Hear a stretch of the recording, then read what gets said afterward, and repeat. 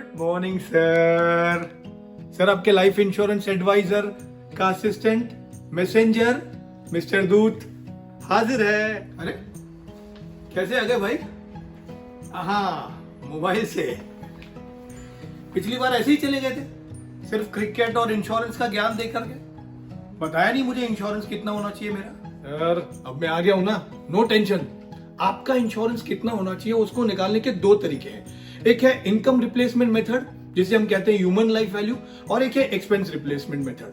अब मुझे ये बताइए सर कि अगर आज आपको कुछ हो जाता है तो आपकी फैमिली को कितना लॉस होगा?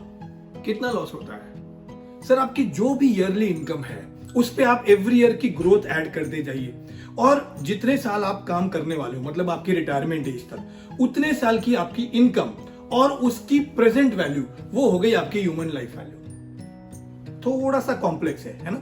तो सर हम लोग एक काम करते हैं, जो आपकी ग्रोथ होने वाली है और जो आपने प्रेजेंट वैल्यू पकड़ा, उन दोनों को सेट ऑफ कर देते हैं। अभी सिंपल हो गया, आपकी जो भी ईयरली इनकम है मल्टीप्लाई बाय जितने साल आप काम करने वाले। सर मैं और सिंपल कर देता हूं, जनरली जिनकी एज 30 एंड बिलो होती है उनको हम 25 times of their yearly income देते हैं इंश्योरेंस। जिनकी एज 30 to 40 होती है उन्हें हम 20 टाइम्स दे देते हैं।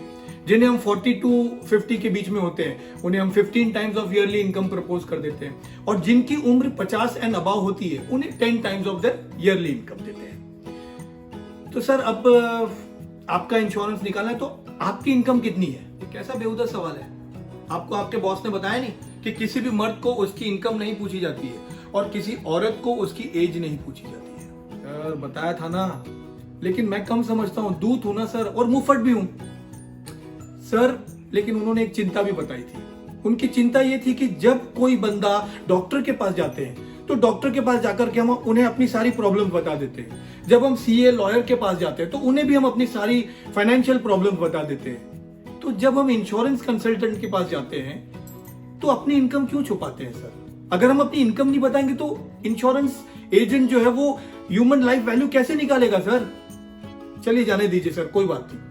आपको मैं दूसरे तरीके से बताता हूं कि आपका इंश्योरेंस कितना होना चाहिए। दूसरा तरीका है एक्सपेंस रिप्लेसमेंट मेथड, जिसे हम कहते हैं कैपिटल नीड एनालिसिस। सर वैसे आपका खर्चा कितना है, एक्सपेंसेस कितने हैं आपके? बहुत है भाई, पूछो मत। तुम्हारा क्या है? तुम तो मोबाइल में बैठे हो, तुम्हारा तो कोई खर्च नहीं है। हाँ सर, लेकिन आप लोगों का दर्द देखकर डर लगता है। पता है सब चीजें कितनी महंगी हो गई है। हम जब स्कूल में थे तो 5th स्टैंडर्ड में 5 रुपए फीस थी, 6th स्टैंडर्ड में 6 रुपए थी, और आज मेरे बच्चों के लिए 10,000 रुपीज पर मंथ एक बच्चे की फीस भर रहा हूं मैं। दोनों बच्चों के 20,000 रुपए। Best of the best school में जाते हैं मेरे बच्चे। वाह क्या बात है सर। अरे भाई एक बार होटल में बाहर जाते हैं ना तो कम से कम 2,000 रुपए का बिल आता है। एक बार कोई फिल्म देखने जाते हैं तो 250 रुपए की एक टिकट आती है। 200 रुपए के पॉपकॉर्न आते हैं। अरे भाई हम खाते थे 5 रुपए में पॉपकॉर्न, अब आते हैं 200 रुपए के। अब बताओ क्या करें? क्या बात कर रहे हो सर? मैंने मेरी फैमिली को बेस्ट ऑफ द बेस्ट दिया है। मेरा हर महीना 70,000 रुपीज का घर का खर्च है। 30,000 तो मेरे घर का ईएमआई जाता है। मिनिमम 1 लाख रुपए खर्च है महीने का। बाप रे बाप, अरे ये तो कुछ भी नहीं है। मेरे बच्चों की मैरिज और एजुकेशन तो मैं बेस्ट ऑफ द बेस्ट करूंगा। क्या बात है सर, वेरी नाइस।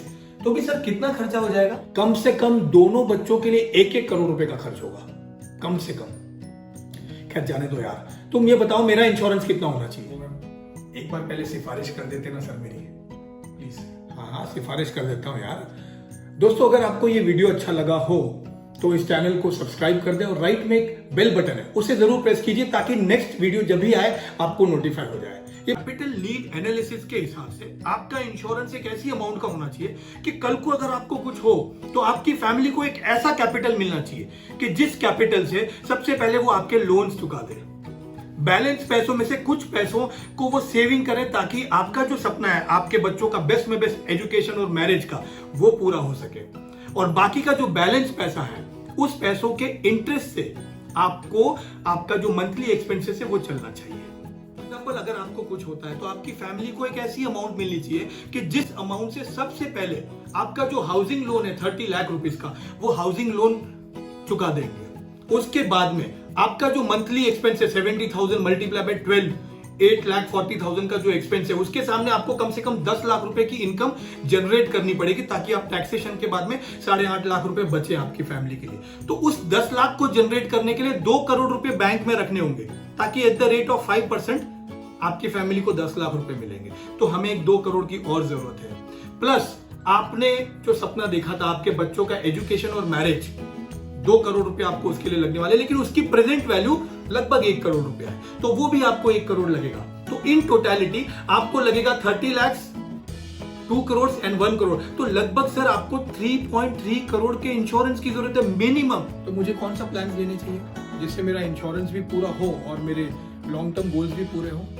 उसके लिए आप आज ही अभी आपके इंश्योरेंस एजेंट या मेरे बॉस से अपॉइंटमेंट ले लें। चलिए सर, बाय। अरे अरे किधर गया भाई, फिर गायब हो गया?